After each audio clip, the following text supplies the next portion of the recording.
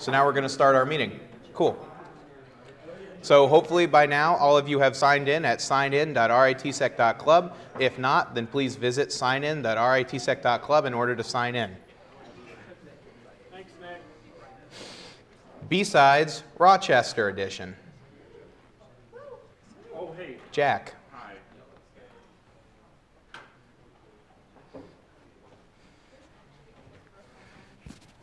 Boop. Oh.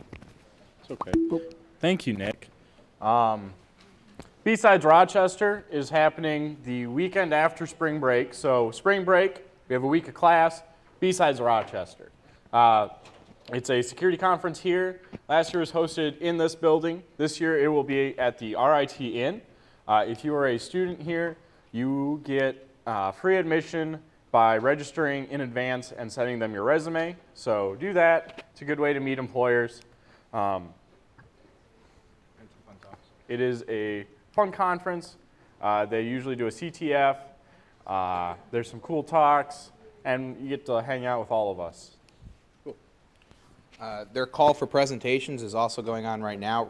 Russ, I think, did you have like a date that you said before? Yeah, it's fine. But if you want to present at B-Sides Rochester, then be on the lookout for that, because you can also do that. It's a smaller conference, so might have a higher chance at getting accepted to present. ISTS White Team from Sean Newman.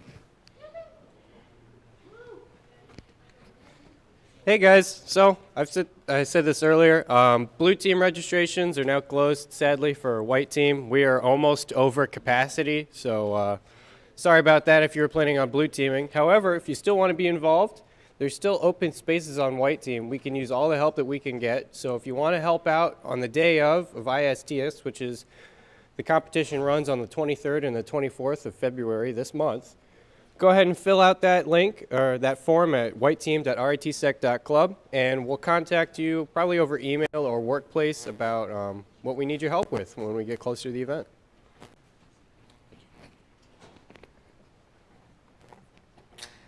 Hackathon. Okay, so tonight, 5 p.m. Eastern Standard Time in 2400, there is the first ever RITSec Hackathon.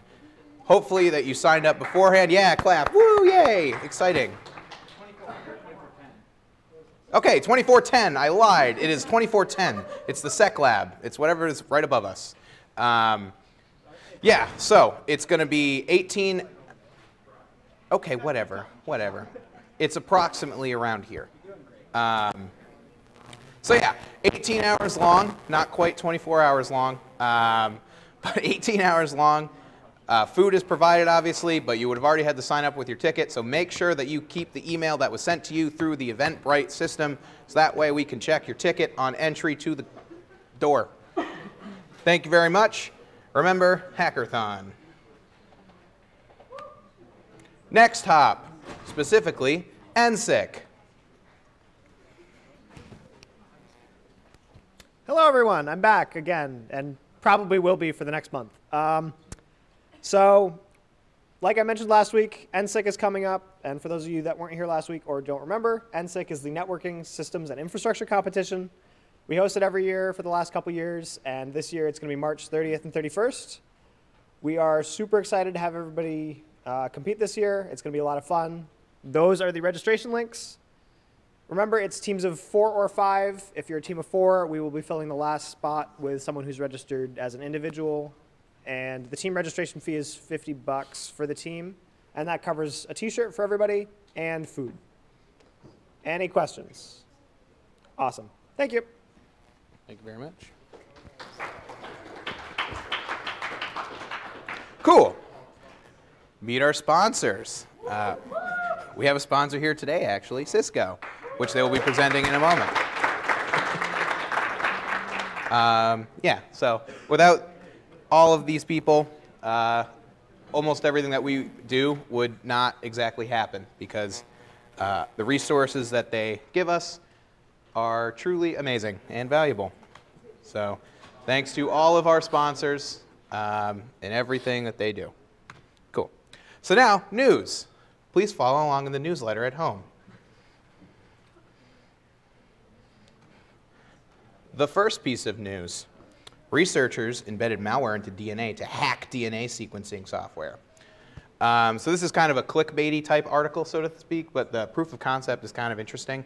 So there's this software that's used in like DNA analysis that is called FastQ.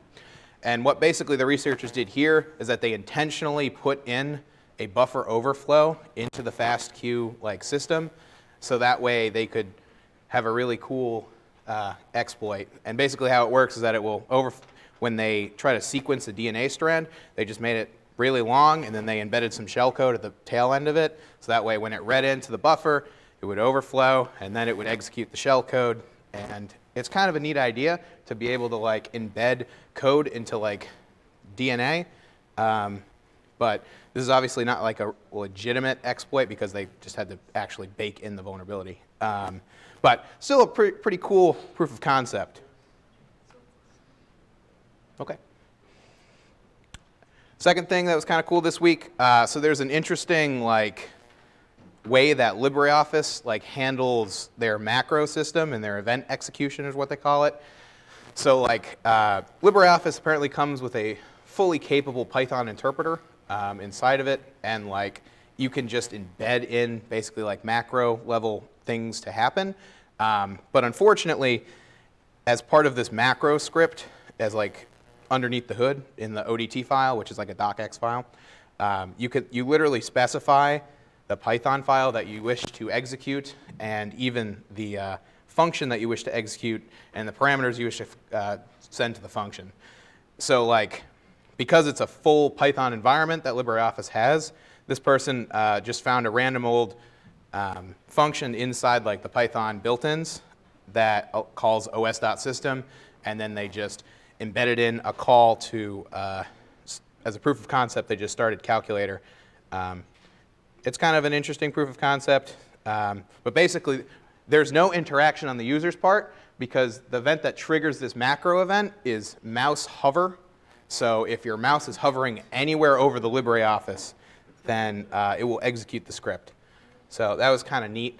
It doesn't really like load like any old script that you want. You'd have to have it on the system, but it is prone to path traversal, which is how they like were able to just go into the built-in and like say any script that they wanted. But obviously, if you wanted something more advanced, you'd have to put on your somehow get a Python file onto the system, and then go from there.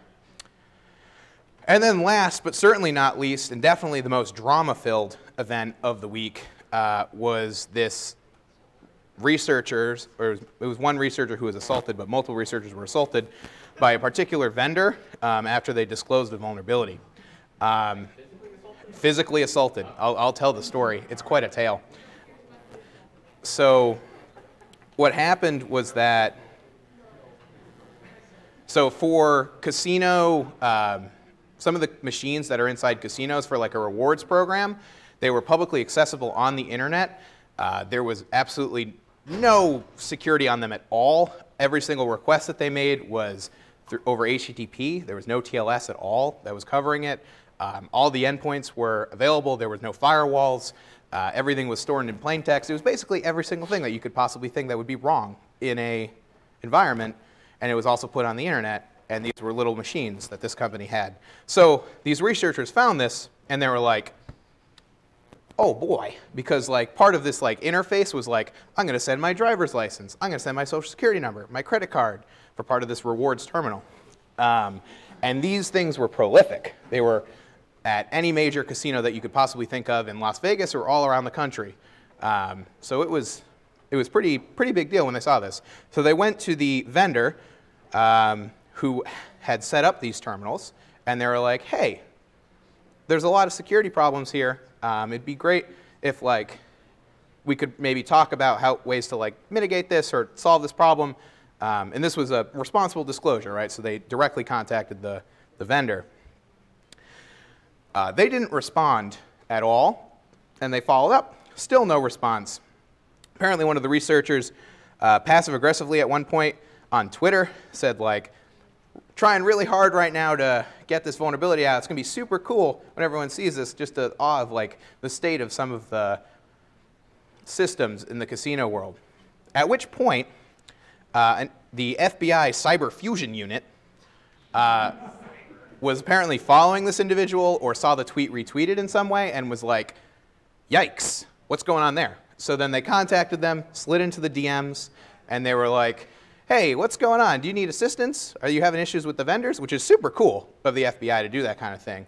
Because the whole point of this unit is to be like, there's a researcher that found a vulnerability, and there's a vendor who caused the vulnerability, and we need to solve this disconnect because this is a public bad thing. So this is exactly what this unit was for, and they did a great job. So now that the FBI was with the researchers were like, hello, vendor, can we now talk to you? And the vendor was like, yeah, okay, yes, definitely. All right, so then they meet up with the FBI and the researchers. They have a lovely conversation. The juicy bit is if you want to listen to it, there's an MP4. It's pretty cool that they documented everything. So they're talking on the phone call. The COO, who was the person that was basically the point man on this for the vendor, was like, wow, thank you so much for finding this research. That is incredible. We really need to fix that. We'll take this offline on like how we want to handle NDAs and like maybe some type of payout. We need to do that separately. But yes, thank you very much for doing that. And then the FBI was like, when are you going to notify your users? And they're like, yes, we will talk to you about that offline. Thank you very much. At which point, that didn't really happen. And then the vendor basically ghosted at this point. Yeah, take this offline. They basically ghosted at this point. There was one follow-up call, so I'm not 100% being truthful that they ghosted just yet, which was the bug bounty call, which was the actual follow-up, the take it offline, where they met with the researchers and they were like, yeah, this is such a great vulnerability. Obviously, the impact is really high. We'd like to award you guys 60 grand in order that you found this vulnerability. And like these like young researchers were like, okay, that sounds amazing. I mean, 60 grand is pretty big. So they're all excited, and they're like, yep, just the condition of the 60 grand is just don't say anything to anyone. So the researcher's like, okay, that's reasonable. That's actually pretty common in a lot of industry practices. So the runaround, as this calls it, is then the ghost happens. So 4 months later, no contact at all. They had tried to reach out, no results at all. At which point, they... evil. At least be good at being evil, right? At which point the vendor... so there's a conference coming up in London, and like the vendor is like one of the premier people who are going to present at the conference, and they're presenting on the fact that at their amazing kiosk machines, they're implementing a new technology for facial recognition for sign-in, and they're making sure that they're sending that data back for processing on a much more beefier machine. Remember that these kiosks are sending everything over plain text, so all that data is now plain text.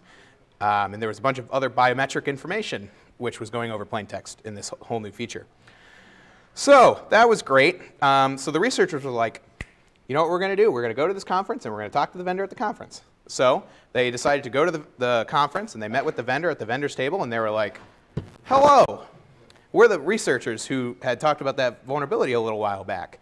At which point, the COO grabbed the shirt of one of the researchers, stripped off their badge for the conference, and said, you're not going to need this anymore.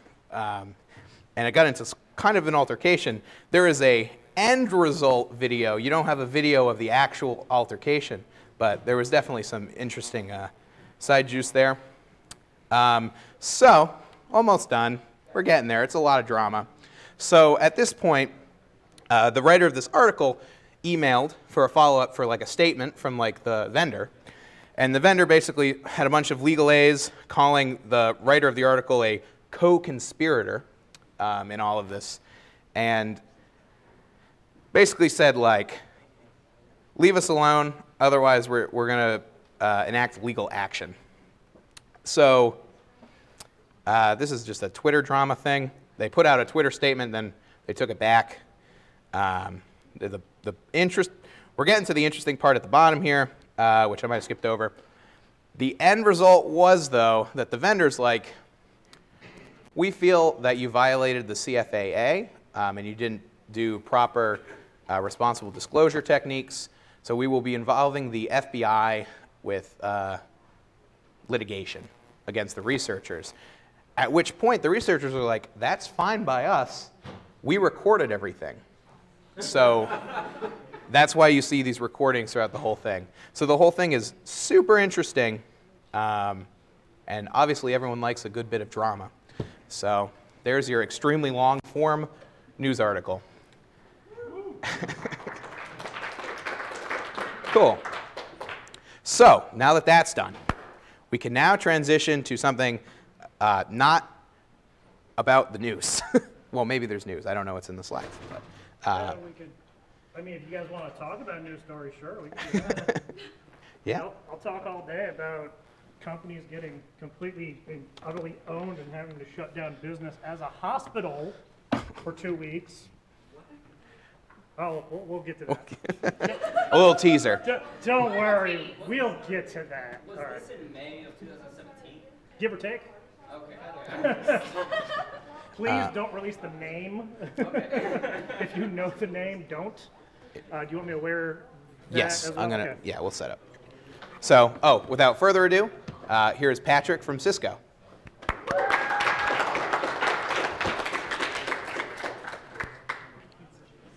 Okay. So, Cool. if you just put this on your second Yeah. button, then Yep. you'll be all set.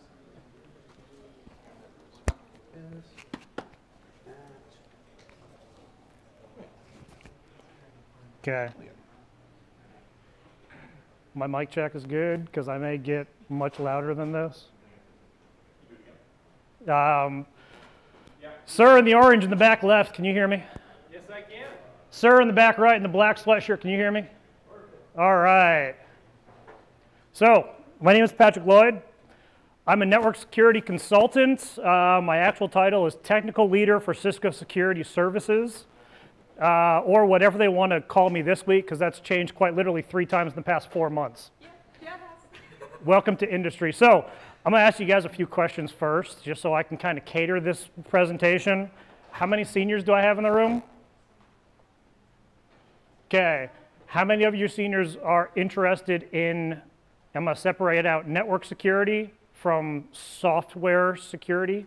So network security, software security. Okay. I can tell you we have 6 openings right now. Now, none of them are in my department. We won't go into why that is.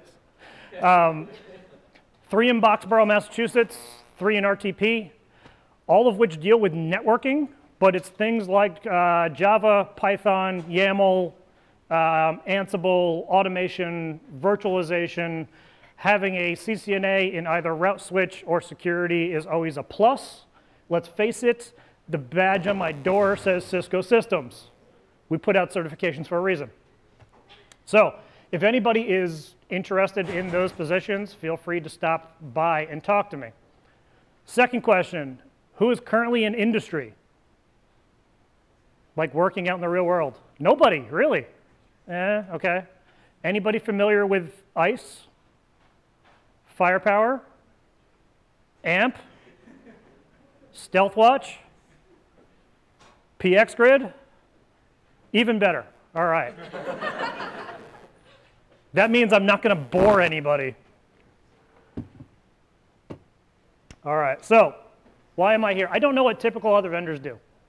I'm doing a presentation for y'all that essentially is a presentation I've put together and presented in what we refer to as executive business conferences. Essentially very, very large companies that want to come and talk about what services do we offer and how do we make those services work? Because I'm a services guy. I work for a professional services company. I make things work together. And essentially, the biggest problem that we've seen for quite a while is no one has any roadmap or idea on how we make all these things work together. They just implement things willy-nilly. So, more about that in a minute. If I turn my mouse on, that'd be a good thing. Okay. All right, so the first question I always asked when any professor would walk into the room is, who the hell are you? And what makes you qualified to even stand in front of me and teach me? So, my name is Patrick Lloyd. I live in Cary, North Carolina now, originally from Mystic, Connecticut. Why is that being evil? There we go. Originally from Mystic, Connecticut. I've spent about 9 years of my life working for Cisco Security Services.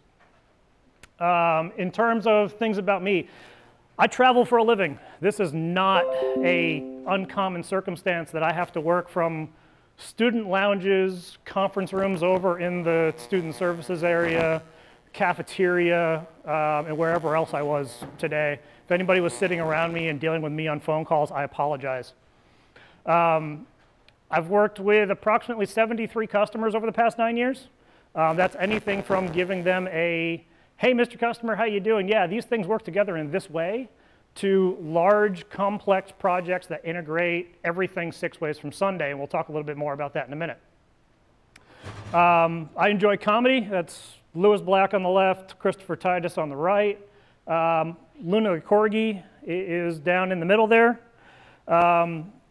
Cisco has been really good to me. I left RIT in 2010. Went to Raleigh, North Carolina for 9 months, and then they moved me to New York City. So I lived in Rutherford, New Jersey, and then I lived in Battery Park City. Anybody know what the picture on the right-hand side is there? So this little thing happened in 2001 called the collapse of the Twin Towers. Now every year they do a memorial that is essentially, inside scoop, lights that are about this big, the size of a Volkswagen Beetle, that they put on top of the parking garage that was across from my apartment building when I lived in Lower Manhattan. So, kind of a cool thing. So, there we go. More stuff about me. So, what qualifies me to come in here and kind of talk about these things? So, some of you might have heard me talking earlier. I went to Eastern Connecticut State University for my undergrad. Came to RIT for my master's. In between, I went and worked for a company called Progeny Systems. Progeny Systems does online education systems for submarines and surface ships. My online education scripts are integrated into many of the online education systems for those ships still. It's just been translated to Python, which is probably a whole lot more secure than using something like VB script. 2010, left RIT. Went to Raleigh, started working for Cisco Network Optimization Services, doing fun things like, hey, Mr. Customer, let's talk about your router. Let's talk about BGP, MPLS, multicast, OSPF, EIGRP, all those fun things that if anybody's taken the routing protocols or advanced routing protocols classes, assuming that you still have them, is actually practically implemented. 2013 got my CCIE, 2014 joined security services. 2018, so I won't say exactly who this is, you can probably very easily go and look it up, but this is a smart building called the Center for Intelligent Buildings. When I say smart building, I am talking everything in the building is on the network. Elevators, escalators, cameras, badge readers, payment systems, kiosks that you would actually check out your lunch on. And most fun, the HVAC systems. And I heard a gasp over here. I empathize. Because when you do something like apply the wrong access list to the HVAC system, in the middle of June, in Central Florida, you may or may not get a call while you're taking a shower at 7:15 in the morning of an executive screaming at you to undo whatever you just did. We'll talk about why that is. So I'm going to talk a little bit about, essentially, as I said, integration. Anybody been to Black Hat, DEF CON, B-Sides? Okay, cool. Anybody, do you guys go out to like the vendor floor, or do you mostly just hang out in like the sessions? Because let's face it, the sessions are the coolest part. Now, the lock-picking village is the cool part as well, but the sessions, seeing how stuff breaks, and things that I would never think of off the top of my head. That's the cool part. But when you go out on the vendor floor, essentially the vendor floor is all about, hey, we have this new solution that can fix everything wrong with security for your company. Really? Tell me about this solution. Well, it's a point product that very specifically encrypts emails that flow from your email servers down to your endpoint. Okay. So why is this a solution? What business problem does this solve for me? And every time their eyes glaze over, it's like, exactly. There's a difference between a product and a solution. A product, in general, is a box, a server, a single entity that does something. A solution, on the other hand, the way that you tell a product from a solution is solutions typically integrated, which means that if a product breaks, if my firewall breaks at the edge of my network, my users can still all do stuff, do their daily jobs. They can still send traffic or access file shares local to that site, et cetera. They may just not be able to go through that firewall. A solution, remember we talked about that ACL? A solution breaks everything. It prevents end users or endpoints from getting to pretty much anything. And we as an industry have done a disservice to our customers where we've labeled everything a solution. It's not. The integrated product landscape denotes a solution. So, essentially, we need to iteratively secure our network because security isn't really just a singular destination, it's a journey. There's no way you are ever going to hear me, and I hope no other security vendor say to a customer, Mr. Customer, you are fully secured. We can't secure you anymore. There is one exception to that. Please take your entire server farm, find a swimming pool big enough, drop every one of them in the swimming pool, and ensure there's at least 3 cubic inches of water around every one of those servers, and it's not hooked up to anything. Anybody who knows about electromagnetic waves will understand that one. I can explain it afterwards if you're interested. And we haven't done our customers any service because everybody does something, and Cisco is in at least 8 of these different blocks here. You can hunt them down. A bunch of your sponsors are also in here. And I've worked with at least 3 of the sponsors that we saw on the first slide before. So let's talk about legacy security. Security used to be easy because we didn't really care about the biggest threat to our network. So what we used to do is, and this is what I was being taught in 2010 at RIT. You have routers at the edge, fantastic. Put bogon lists on there. Make sure that you never get a source from 0000. Make sure you never get a source from 255, 255, 255, 255, or 239, 111, et cetera. After that, we'd put a firewall. That firewall would essentially be the access point into and out of the network. Awesome. So then we'll put intrusion prevention either combined with that firewall or just inside that firewall to protect things in our DMZ like our web servers. Those are going to be based on signatures. Those are going to check, hey, have I seen this type of attack before? But there's a major area of that network missing. Anybody want to chime in as to what it is? So I can tell you right now, in my bag, I have an iPad, I have an Asus tablet, I have my Google Pixel 3 in my pocket, I have my laptop, I have my hotspot, I have a Wi-Fi connected smart pen, and a ham radio. So I can log on to the RIT network with any one of those. Which one is me? All of them. Identity, essentially the, hey, Patrick Lloyd just signed on to our network, is all of them. But should they have differentiated access? That's a fantastic question. Because should I really be pulling down information from my crown jewel server sitting in my data center with my cell phone? What happens when you have a hospital? Inside your hospital, you have an emergency room that's surrounded by a bunch of waiting rooms, and then you have the outside of the hospital. Now, For many hospitals, they don't limit how far the Wi-Fi goes. So if a doctor comes in, drives in the morning, and he's sitting in his car, should he have Wi-Fi access? Maybe. It depends. I've actually had CIOs of companies say to me, in all honesty, I believe internet is a birthright. I want to give everybody who walks through my front doors internet access. It was relatively easy for me to get onto the network here today. I put in a 10-digit phone number, bang, they sent me a code, I'm on the internet. Now that doctor goes into the waiting room. What access does he need in the waiting room? Probably a little bit more than what he needed in the parking lot, right?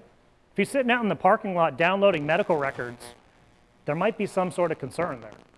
But if he's sitting in the waiting room and helping check people in or receiving people in emergency situations, he probably needs a little bit more information. Access to patient files, access to some limited medical databases and things like that. When he goes into the operating room, what access does he need? Anything and everything to keep that patient alive, plain and simple. So, let's do a video real quick. I apologize to the YouTube audience. Yep.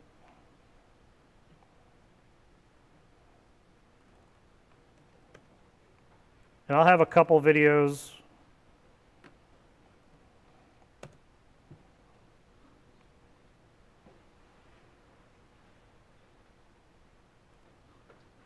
And let's see if I can get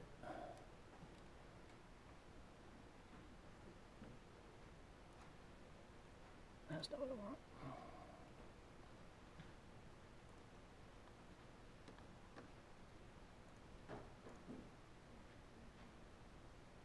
Well, I'm not sure if people are going to be able to hear this. I don't know if I can send. Is there a? The sound is So, fickle thing. okay, here we'll do this. Yep. That's the way to go. Okay.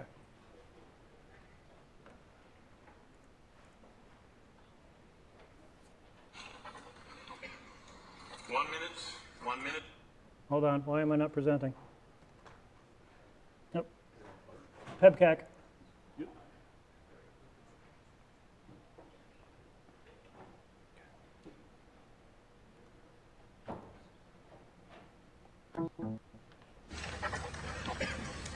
One minute, please.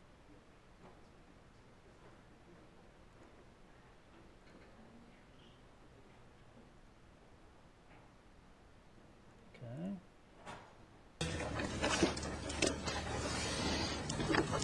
Being evil now. Hold on. Sorry, guys.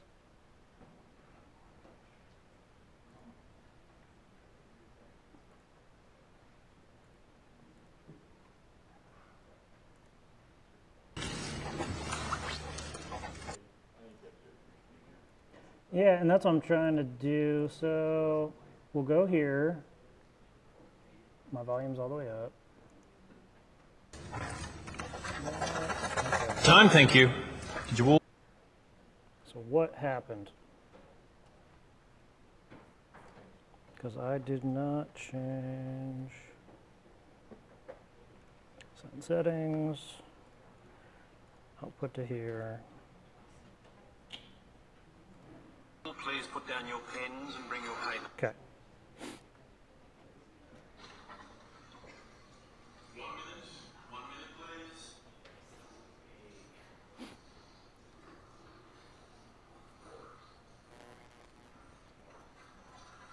Time, thank you. Could you all please put down your pens and bring your papers to the front?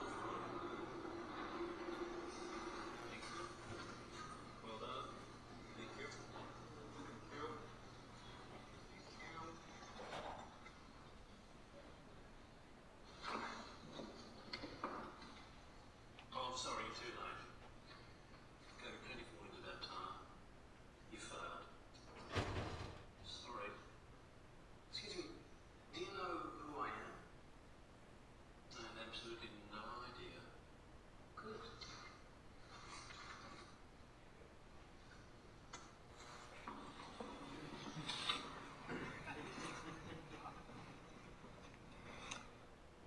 So, moral of the story. Identity is extremely important. It's not only just going to be extremely important to the professor who wants to make sure that he's grading papers correctly, but even in our network. The basis behind a secure network is identity. Because let's face it, devices out there are forming an army to take over your network. There's plenty of examples from plenty of times. If we want to go into them, we can talk about it afterwards. So let's talk a little bit about our IT, because I was telling somebody before, I worked for when finance and administration IT was split out from general IT. It got combined back in, I think, 2011 or 2012.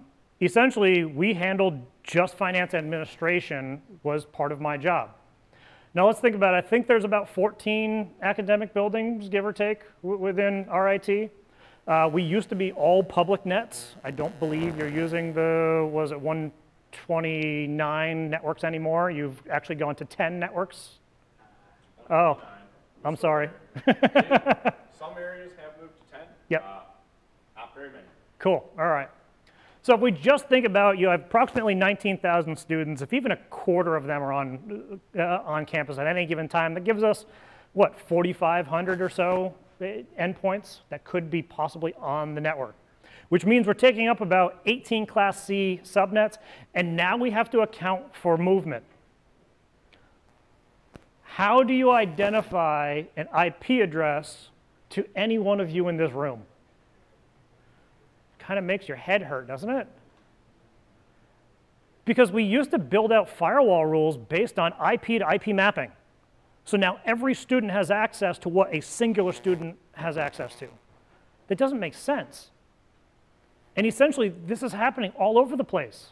90% of companies are telling us, we don't know it's on our network. It's okay. We just don't know. Ignorance. 40% of network infrastructure lacks visibility, essentially. And 85% of companies don't know that they're hacked when they get hacked.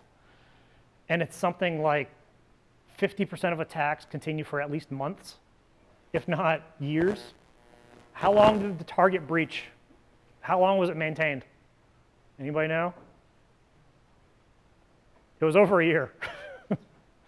For over a year, you had HVAC systems collecting credit card numbers from point-of-sale systems. And even Gartner's saying, listen, you're never going to find everything on your network. Focus on the idea that, OK, we can not necessarily stop every threat, but we can recover from the threat. In other words, what we refer to as segmentation. So the overall goal when we take a look at network security is to get end-to-end visibility. We want identity at the access layer. Now, there's two different directions that you can focus on security from. Many of our customers will say, hey, we want to focus on the edge. Let's put a firewall at the edge. Let's segment our branches away from each other. Well, that's fantastic until one user starts sending traffic to another user via Samba. And, malware and worms and fun stuff like that occurs. I look at it from the access layer. I want to segment devices from the access layer out to make sure that those devices can't necessarily talk to anything they're not supposed to. And if something does happen, I do see a worm spreading across my network, I can implement a policy within minutes that says, bang, nobody talks to anybody anymore. And we fix it before it completely destroys our network. Yeah. So we have to focus on the LAN. And this is the reaction I get from some of our customers, because, question, how many firewalls does our IT have in front of the student networks over in the dorms and or apartments? Thank you, sir. Absolutely none. Why? Students' laptops, so it's their responsibility to secure their own stuff.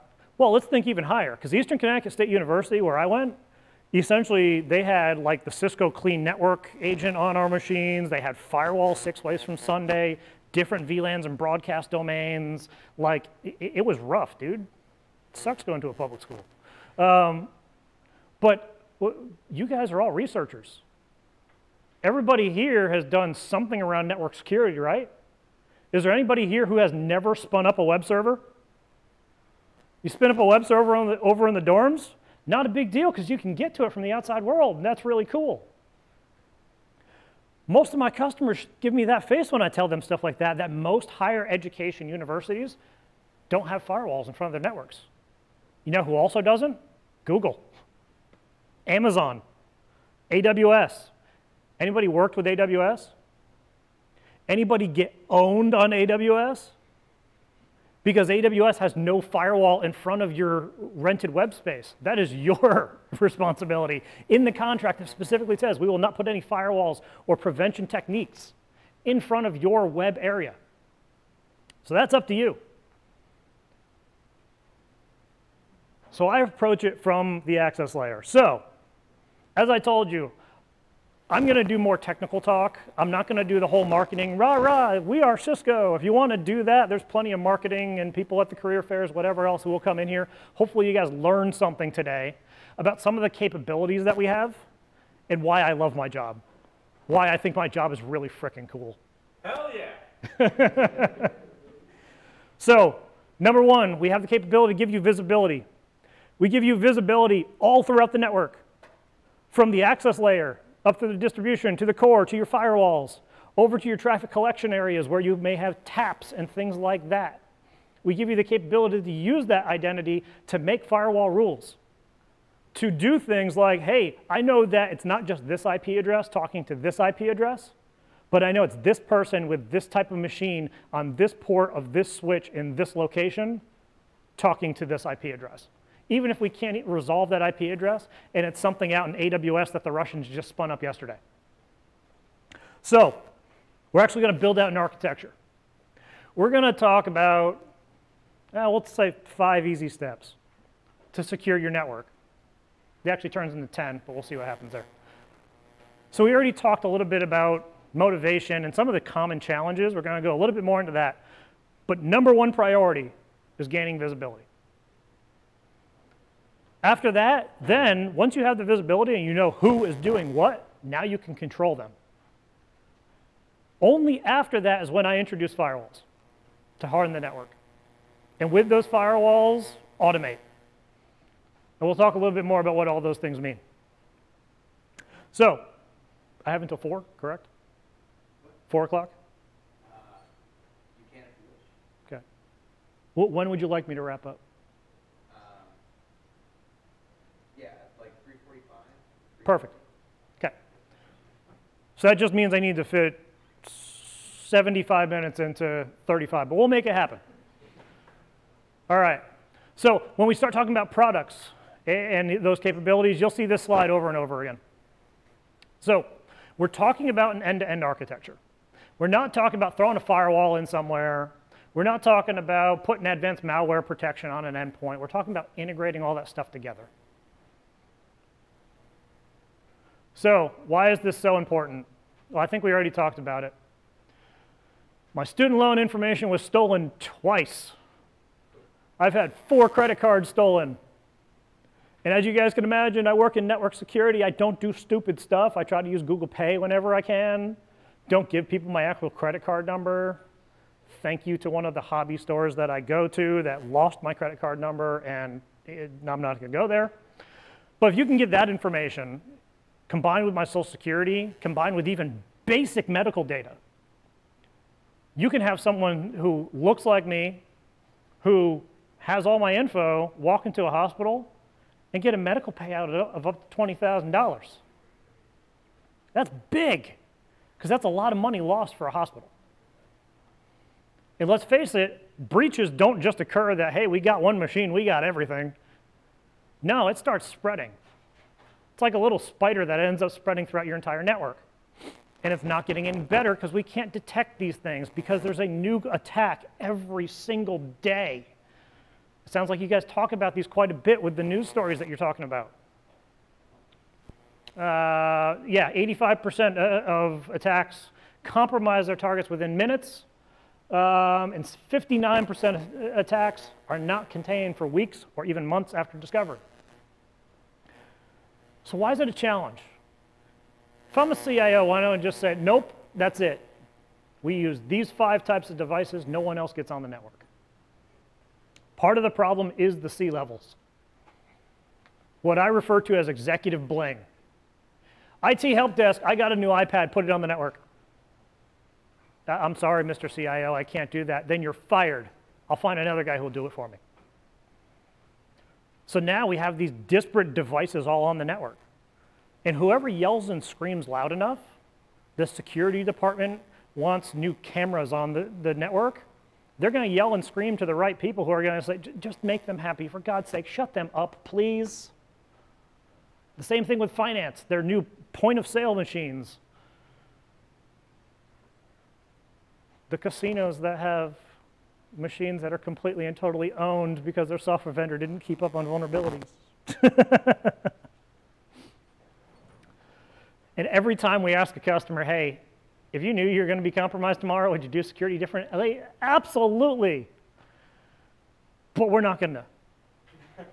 Because it's too expensive. I actually had a customer the other day say to me, it costs too much money, too many people, and too many resources to fully secure my network. And it just, I had to go and drink some really good whiskey after that call because, god damn, that's, why? And then we have organizational problems that we don't have the right skill sets. False positives are too high. And even if we have the right people to check them out, they're getting overloaded. Anybody know what the unemployment rate in the security industry is right now? Jack? It was negative for a short period, wasn't it? Still is. Oh, heck yeah. Negative 9%. What does a negative unemployment rate mean? A negative unemployment rate means there are not enough people to fill all the jobs open in the networking industry. Now,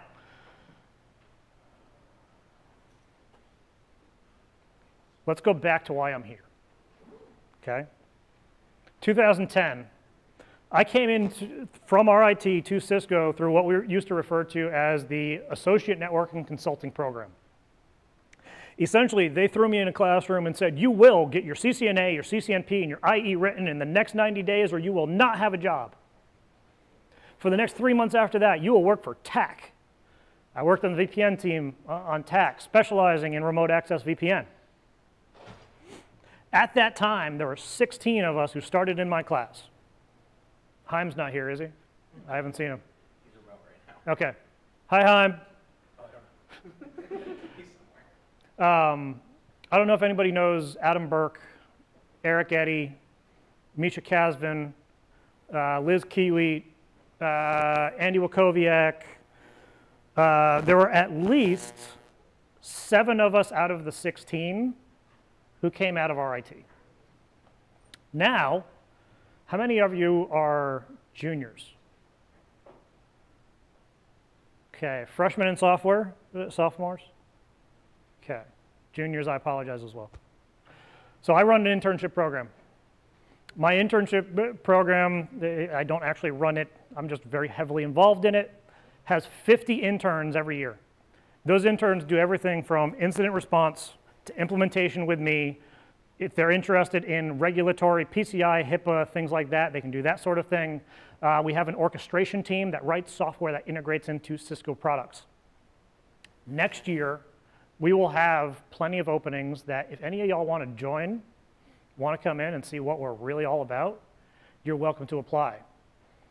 We do come to career fair, but we start recruiting in August.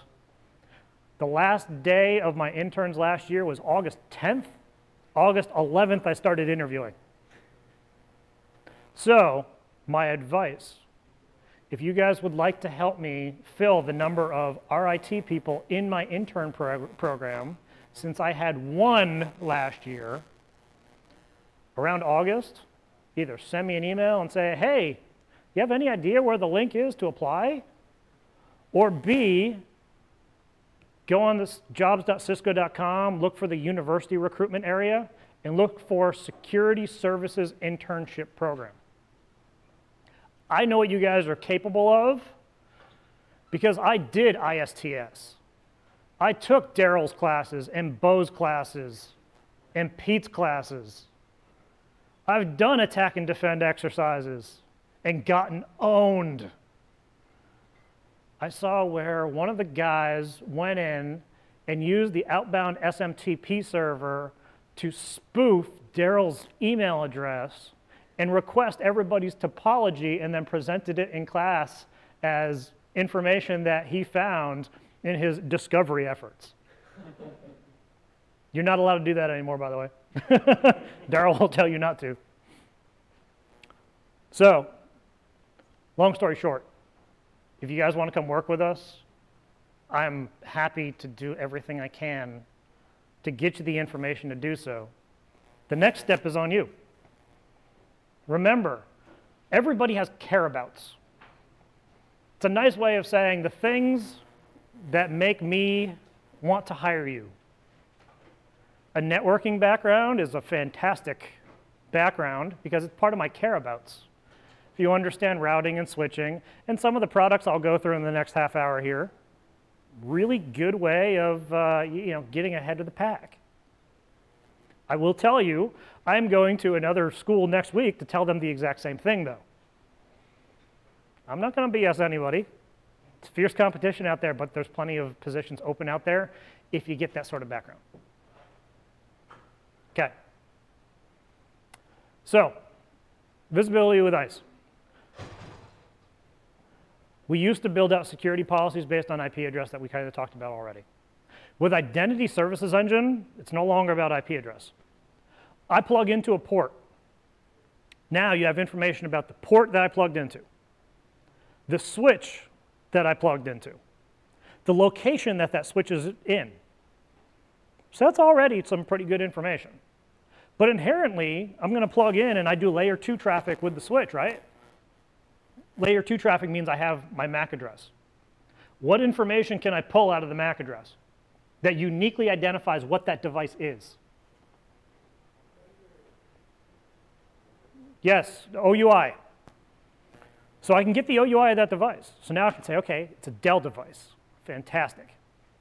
Now I can interrogate it with things like DHCP. So now it's going to request a DHCP address. So now I have a device of this type requested an IP address from this port on this switch on this location. Now there's this little thing called a supplicant. Anybody familiar with supplicants? So a supplicant is a piece of software that runs on your device that essentially your network administrator will configure to present some sort of credentials. Is everybody familiar with Active Directory? Okay. Active Directory has 2 buckets, the users bucket and the machines bucket, users, computers. I can present either with Windows and Mac and Linux, because they're all behind the ball, either the user or the machine identity to the network if it's enabled. Now, I have mine turned off so that Cisco doesn't know where I am at any given time in the buildings, because I'm good like that and I like getting yelled at. But now I have that much more. So I'd have, we're going to assume you presented user. I have Patrick Lloyd on a ThinkPad in building 10 of Raleigh, North Carolina with this IP address coming in over a wired network. A lot more information there, right? So now I have what we refer to as contextual identity, the who, what, where, when, and how a device came onto the network, and I can create security policies based on that. After I authenticate correctly to the network, because we want to authenticate against the network correctly. Otherwise, why the heck would we allow you on my network? We're going to authorize you to certain resources. It may be a permit any. It may be you get everything. But it may be limited, where we can say you're a finance user, you only get access to finance servers and then the internet. If you're an IT user, well, you need a whole lot more because you're probably doing log me in or help desk software or something like that down to the endpoints. Essentially, now you take all of that and it gives you a lot more capabilities. You have contextual identity, that who, what, where, when, how, of a device that came onto the network and who is on that network. So now you can do things like limit access. You can also say, I want to allow users to bring their own devices into my network. Because when you go into certain buildings or certain basements where finance and administration used to be, we had no cell phone reception. So what do you inherently do? You join it to the Wi-Fi, which is awesome, because now you have Wi-Fi, but it's awesome for the administrator too, because now they're seeing that you, with your identity, just logged on to the wireless network, and now you're in this specific location. That smart building I was telling you about, within 3 feet, I could tell you where you were standing on what sort of device. So when you go to Target and you have your Wi-Fi radio on, or Lowe's, you have your Wi-Fi radio on, you didn't turn it off, because God knows none of us turn our Wi-Fi radios off anymore. I don't even need your identity. I can track you around the entire store just by the beaconing that you're doing from your cell phone. And essentially, I can tell that you stood at this location for 5 minutes, checking out a display that I now have mapped into my mapping software that says, OK, you are looking at food supplements. Maybe you're on a diet. So what I can do is, if you do join onto my Wi-Fi and essentially download my app or whatever else, I can set a push notification to you to say, hey, if you're interested in food supplements, the exercise section on the other side has a sale on dumbbells. Present this coupon and get 10% off and boost my sales by 40%. We do it. But the more important thing for this conversation is segmentation. Preventing devices from owning each other. Now, I'm going to skip this just for a second. What does it actually look like? It's pretty pie graphs. This is just to show you guys, I'm not BSing you. This is literally from a customer deployment. There's no identifying information on there, so we're good. But essentially, where are things coming in from? Well, this wireless LAN controller or one of these switches. What types of devices are they? A bunch of them are workstations, infrastructure devices, IP phones, mobile devices, a bunch of miscellaneous stuff on there, like the point of sale systems and things like that. How many active endpoints or how many active users do I have in the building right now? That 1,500 number up there, how many have been in the building the past 24 hours? About 6,800. A massive amount of visibility and statistics that I can get to essentially say, hey, here's what my network looks like. And now let's evaluate what security policies have to kind of dictate what these users do on the network. Yes, sir? Sorry if you talked about this already. Are you just identifying based off OUI? So fantastic. We are doing OUI because it's easy to get from Radius. So ICE is inherently a Radius server. So essentially, you're sending radius information, which is a layer 3 protocol that works over 1645, 1646, 1812, 1813, up to ICE and saying, hey, here's the OUI, here's the radius information. But we can do things like on the switch, you have to get DHCP anyway. DHCP Helper is essentially the capability to take a broadcast, turn it into a unicast, and send it to your DHCP so you can send broadcasts across your entire network, right? What we can do is we can also point that at ICE, give it the IP address. We can tell ICE, hey, do an SNMP query of the switch of what's connected to that endpoint so that we can pull CDP data from SNMP and say we know that's a Cisco switch because it starts with SEP and is followed by the MAC address. We can do Nmap scans. We can do DNS lookups. We can do Active Directory active session lookups. Because Active Directory, when you log into Active Directory within the packet, and within that frame, you're actually sending the MAC address as well. So now we can correlate all that stuff together and get a ton of visibility. Thank you for the question, because it was a very good one. Essentially, we can get all of that. Query Active Directory. So this is what I was talking about before. Query Active Directory, get information from certificates, use the MAC address to authenticate devices if they don't have the supplicant turned on, and basically say, if you don't have this MAC address, you're not getting on. And this is exactly what I was talking about, is we're profiling, so we're basically putting things into buckets. These are PCs. These are uninterruptible power supplies. These are phones, printers, APs, all that fun stuff. This is exactly what I was talking about. You have DHCP options. You have MAC addresses with OUI. You have the user agent. So they're used to, let me see.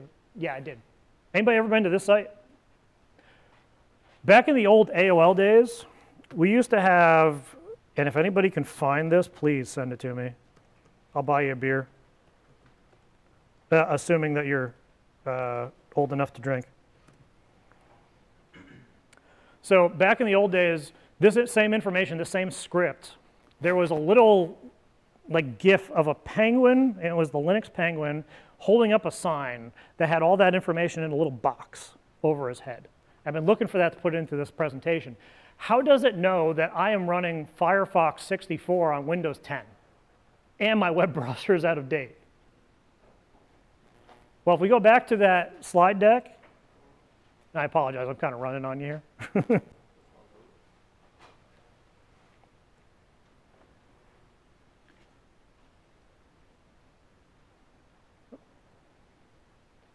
Come on.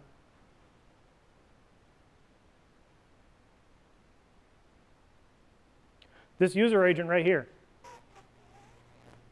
As much as I hate Apple products, they can't get away from me. Apple products aren't open, but HTTP is open. It's an open standard. So essentially what happens is your user agent within the HTTP packet, to render that page correctly, will tell you that you are running in a Mozilla browser that processes things this way, Mozilla version whatever, for this type of device, so it renders everything so it looks pretty on your specific device. It's why some pages present differently on your cell phone versus your computer. Many web pages have fixed this in the past few years, that you're not getting the desktop site on your mobile device unless you specifically ask for it. There are still few out there. That's the user agent. It's within the HTTP packet that you're sending, within that TCP packet. Okay, so I'm going to skip forward so we can actually get to stuff. You're always going to authenticate first, then you go to ICE. Sorry, authenticate first, then you go to authorization. We can apply ACLs, we can apply VLANs, we can segment things with security group tags. We'll talk about security group tags in a minute. So which one of these is hacker-proof? I like the giggles. None of them, absolutely none of them. Moral of the story, we can get enough information if someone is absolutely determined and they do not want us to know what they are, who they are, et cetera, they can do stuff to prevent us from doing so. So we need to get more visibility, right? So now we know the who, what, where, when, and how. We know what type of device, who's logged into it, where they are, et cetera. Now, let's see what they're doing. Anybody use 208.67.222.222 or 220.220 for their DNS servers? How many people use 8888 or 4444 or 8844? Okay. DNS servers, your open DNS servers, you can point to and use and whatever else. Thanks to the companies and the people and our fantastic marketing campaigns of OpenDNS, who Cisco now owns, we see approximately 150 billion DNS requests a day and have approximately 90 million daily active users, including me at home. So essentially what we're seeing is we have about 16,000 enterprise customers doing their DNS lookups to us. Now, do we really care that company XYZ is going to myfavoritebrowser.xyz.com? No, because we're never going to see that, because you're never going to do a DNS lookup outside of your local domain controller for that domain. It's only the external stuff. So because DNS is built into the foundation of the internet, we can now, with Umbrella, merely by pointing your forward lookup servers at Umbrella or OpenDNS, now we can tell what your users are doing too, or at least what web page they're trying to go to. So now they're trying to go to Spotify or Apple or whatever on company time. We at least know that. Do we want to use that intelligence? Do we want to filter based on that intelligence to say, hey, you're not allowed to do that? But what happens when my user leaves my domain and doesn't connect to their VPN? That's a little bit of a problem, right? Because now it's Comcast, it's Verizon, it's Park Point, whoever they're using for their DNS servers nowadays. I can tell stories about that too. That are denoting where you're going for DNS. Typically 8888, and Google kicks back a, hey, there's way too many requests from this IP address. Are you trying to spam us? So we can overcome that as well. If you're using AnyConnect, we have an OpenDNS plugin. Then now that OpenDNS plugin, when I turn off my VPN, turns on, encrypts all of my DNS out to the DNS cloud that Cisco uses, which is actually the same one that we give our customers, 208.67.222.222, and 220.220. So that now I can't intercept your DNS requests. If I try to go to cec.cisco.com, Cisco Employee Connection, which is an internal site, no one's going to know that my employees are trying to go there, right? Because I'm encrypting that even out to our external domains, and no one can sit there and do a man in the middle and determine what the rest of my network looks like based on DNS requests. And then we get cool investigation tools and stuff like that. And it actually gives you pretty graphs. It says, hey, you're trying to go here. You're trying to do this. OK. And it's just as easy as giving the cloud or the service that you subscribe to the IP addresses that you're looking to protect. Anything coming from those IP addresses after a brief verification process and verifying you have a contract with us now goes into your portal. Okay. So this is what I typically refer to as the risky click of the day. I have a roommate. My roommate is female. The only reason I say that is the last time I went on there to show demos, my roommate was apparently looking at bathing suits on Victoria's Secret.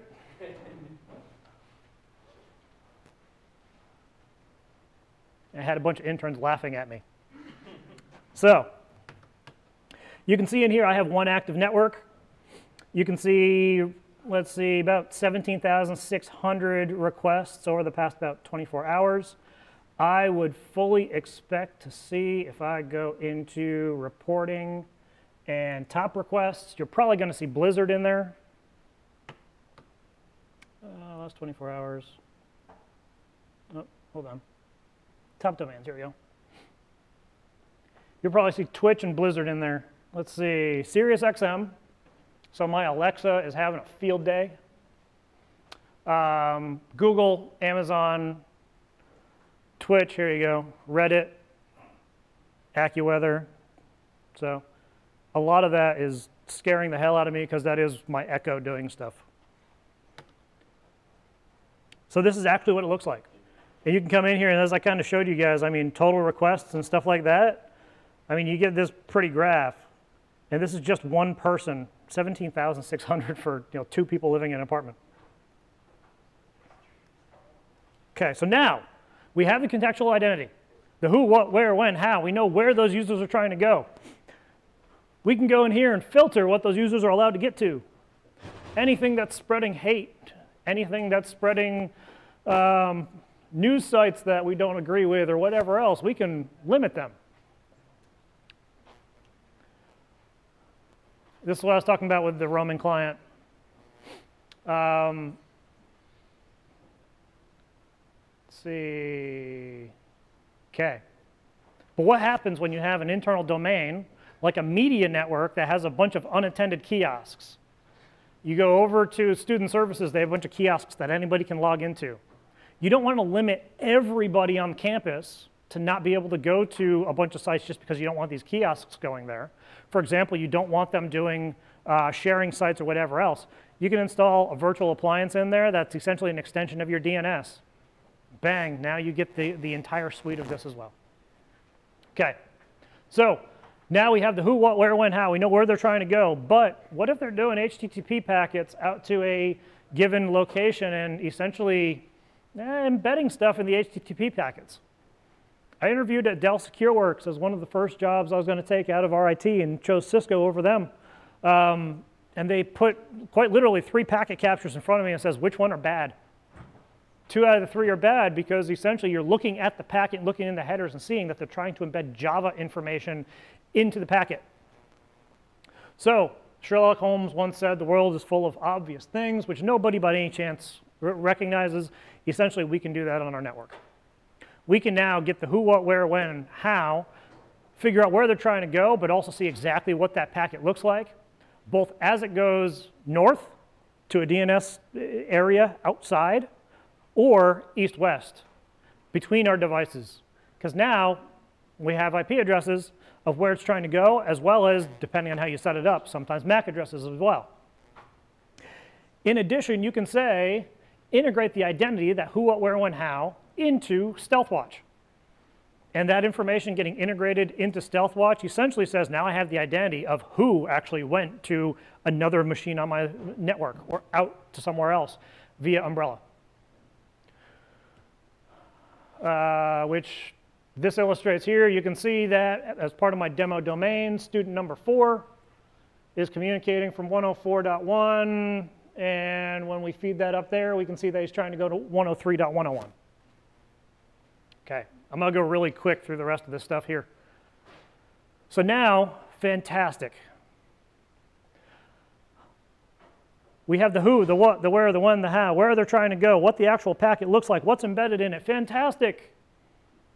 But do you have a security policy that says you're not allowed to do this stuff? Cool. Do your users know about that? Is anybody breaking RIT's security policy? No, we would never do that. I don't know if such a thing as the hub still exists, but we would never go there. Because we all want to have this wonderful feeling of we're secure, unicorns, rainbows, icebergs. Essentially, the posture module allows for us, now that we have that visibility, to control what those endpoints can do and whether they're allowed on my network. We changed that paradigm from authenticate, then authorize, to authenticate, and then quarantine, evaluate, then authorize. That means if you don't have antivirus, anti-spyware, anti-X, registry keys, wallpapers set, disk encryption, USB drives installed, et cetera, et cetera, et cetera, we don't allow you on the network. Sorry, Charlie. And we do it through we do it through the AnyConnect client. This is just what I was talking about there. We do it through the AnyConnect client. AnyConnect client does way more than just VPN. Anybody who just knows it as a VPN client, it does so much more. I encourage you to look into it. It's a really cool product. It's one of my favorite products. Then we can filter your email. We can evaluate whether we want you to get that email, whether there's files on that email, whether it's too big, too small, fragmented, who it's from, et cetera. So we're going to skip all this because I got 5 minutes left. OK, so now we add in advanced malware protection. Because let's face it, our users are the biggest threat. And what they bring into my network is actually the biggest threat. They went home, they went to some Russian site to download wallpapers. And they got a bunch of malware on their machine. Well, I can prevent that in one of 2 ways. If they're on my network, fantastic. That malware comes in through the firewall. I scan the file. I say, hey, this matches a signature, not allowed. I send a reset to that server to no longer allow for that connection. I warn my user, hey, user, you're not supposed to go here. If you continue to go there, I'm going to log this 6 ways from Sunday and throw alerts to your administrator to come and visit you on your desk. And they can choose whether to proceed or not. But if they're off my network, I have an issue. So now, off network, I have a client. That client installed is essentially an advanced malware protection client, or AMP. It allows for us to scan all running processes and all files that are created and modified by those processes. So that essentially, as my devices come onto the network, I'm scanning it on that device, and then I'm scanning it across the entire network as well. I can do this on routers. I can do this on the newer switches, I believe. I can do it on firewalls. AMP is everywhere. Yep, what it actually looks like, it's quite literally a drop-down box file policy.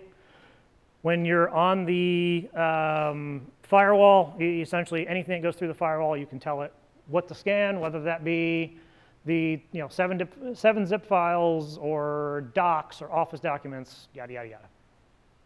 Now we add firewalls. Man, I'm 6 steps in and I haven't even hit firewalls. Because the firewalls don't do all that much, as we've kind of seen in your environment, right? If we don't put it in front of the dorms, we're not going to protect anything with it. We're just going to have to add a whole bunch of rules to it. But at the same time, the firewalls used to be just IP to IP connectivity.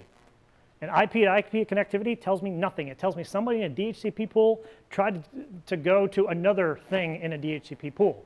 If I integrate identity into that, massive difference. Now I know that this user tried to go out through this firewall to this destination, or at least to my DMZ or another firewall protected area. I wouldn't have known that if it was just switch to switch, which we already talked about. Now coming up through a protected network, that's why we had the firewall piece a few steps in here. Sir? You mentioned like the malware scanning. Mm-hmm. That's just going to still have the same fundamental problems as just antiviruses, right? Like you could still bypass them by doing, like evasion and all that. There's still tuning, evasion, things like that. The nice thing is the advanced malware protection capabilities of the firewall typically detects evasion. There was I actually looked at a TAC case yesterday for a customer. Essentially, they would establish an outbound connection to a file server. That file server would do a separate connection inbound, changing the ports, which looked like an evasion. And essentially, now you see an inbound connection, which should never happen, should be blocked at a firewall, but it's a TCP SYN and then a SYN-ACK coming back, so it looks like the same session. As it tries to send that file back down, essentially it looks like evasion because you change the ports and then sent a file, and then advanced malware on the firewall will block that based on that overall traffic pattern. What about like logical file downloading? Like, okay, maybe my users need to download this, but this server should never be downloading large files. Things like more about like protecting the downloads and not necessarily the contents of the download. You would typically do that, yes, on the firewall, and say that these areas are protected and should never be sending stuff to certain destinations. But you could do something similar to that if you wanted to within the advanced malware protection, because there is a certain amount of tuning that has to go into it.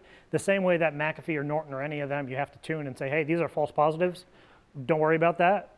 You can do the same thing with the AMP client on any of those devices as well.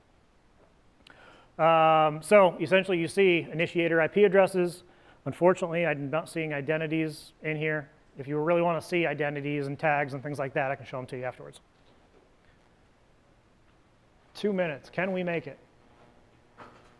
Network as an enforcer. So now we segment. We drop devices into logical buckets. Your contextual identity, that who, what, where, when, how, and where you're trying to go is now part of your identity. So we know that all of you are students.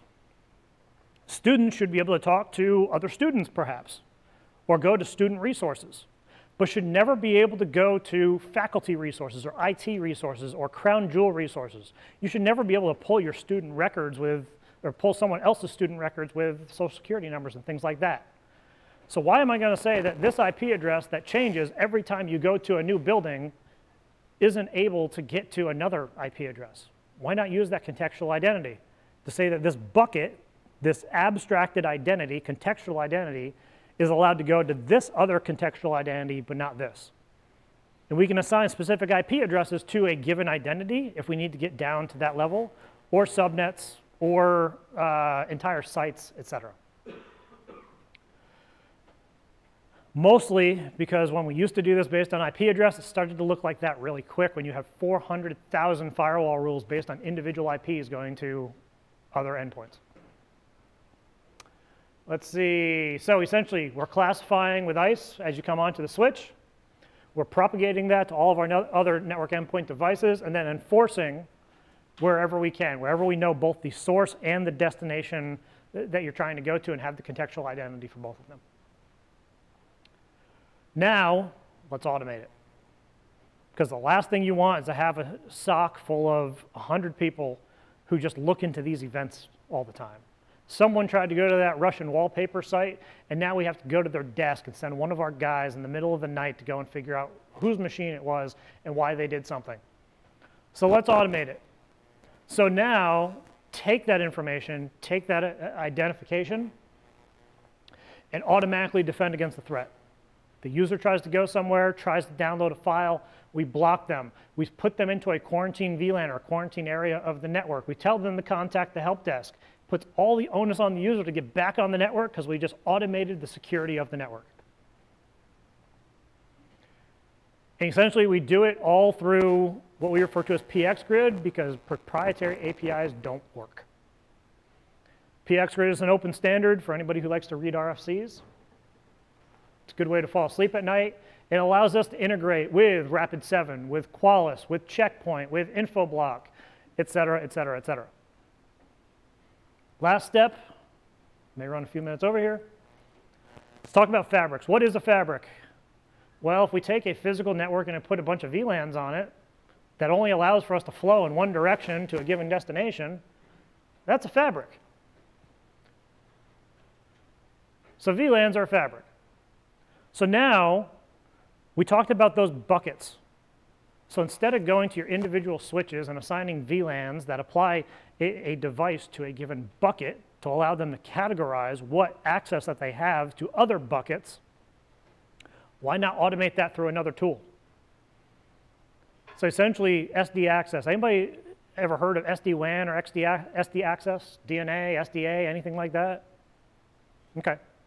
It's essentially the way to provision the network and say that these devices have access to go in this direction to whatever resource that they want to get and have access to these resources that we want to denote, as opposed to having to have multiple tools that all do these different things. It's a fully integrated, this is an actual solution. I won't cover this. Essentially, we can also do IWAN, SD-WAN, things like that out on the WAN, out on the MPLS, giving you the capability to send your corporate traffic over the internet just through like a DMVPN tunnel that's fully meshed. And more about TrustSec. Gives you the capability to block that red tag from going anywhere, give your green tags internet access only, but give your blue tags certain access. I apologize. I'd like to spend a little bit more time on this, but I'm kind of to the end of my time. So, dear God, is it over yet? Long story short, we and Cisco Security Services make this stuff work. This is why I love my job, because I get to integrate this stuff together all the time, do the most complex integrations that we put into smart buildings. That smart building, that Center for Intelligent Buildings I was telling you about, has all of this in it. It helps us, or helps our customer, essentially in the before, during, and after stages of a threat. Before you have the threat, you're able to control your endpoints. During the threat, you have those logistics, that information, those details of what happened. Why is it happening? Let's go figure out who is actually making it happen. And afterwards, can help you put together an after-action plan. Unified by threat, essentially, we have the capability to do AMP, threat grid, all this fun stuff all over the network, pretty much everywhere. Here's how the products all kind of align with the overall solution. And the one takeaway, if you learn anything, secure your network, get visibility, because it's not stopping. It's not getting any better. I've got a Fitbit on my arm. You guys saw the echo in every place it was trying to reach out to on my network. I had a Matricom G-Box that was actually a